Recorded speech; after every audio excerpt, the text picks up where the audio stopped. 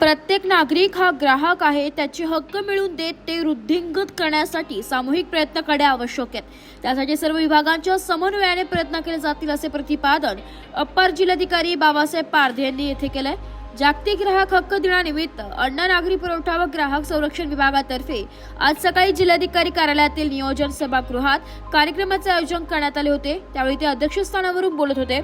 यावेळी जिल्हा ग्राहक तक्रार निवारण आयोगाच्या अध्यक्षा मंदाकिनी भोसले, निवासी उपजिल्हाधिकारी राजेंद्र वाघ, अन्न व औषध प्रशासन विभागाचे सहाय्यक आयुक्त महेश चौधरी, जिल्हा ग्राहक तक्रार निवारण आयोगाच्या सदस्या कविता चव्हाण, प्रेरणा महाजन, जिल्हा पुरवठा अधिकारी कैलास पवार, धान्य वितरण अधिकारी गणेश जाधव आदी उपस्थित होते.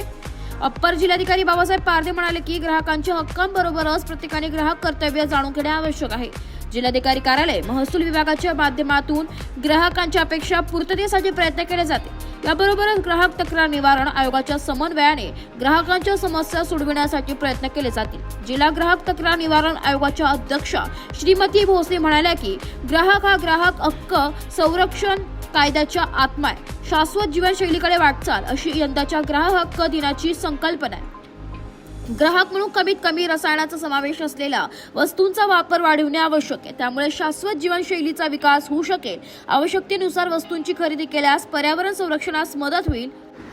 राष्ट्रीय ग्राहक परिषदेच्या सदस्य आशा पाटील, ग्राहक पंचायतीचे सदस्य दत्तात्रय शेळके, सचिव विलास देवरे, राजेंद्र जडे यांनी मनोगत व्यक्त केले.